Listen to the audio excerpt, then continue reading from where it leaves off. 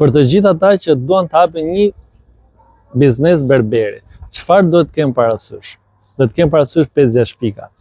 E para është duhet të zgjidhni vendin, patjetër me një kryqëzim që rrafi mbi 4-5 rrugë, që të ketë njerëz pafund që të kalojnë para sallonit tonë. E dyta është komunikimi. Duhet të kesh një komunikim perfekt. E treta, të jetë pastërtia, mos të bërë një qime ta heqësh direkt.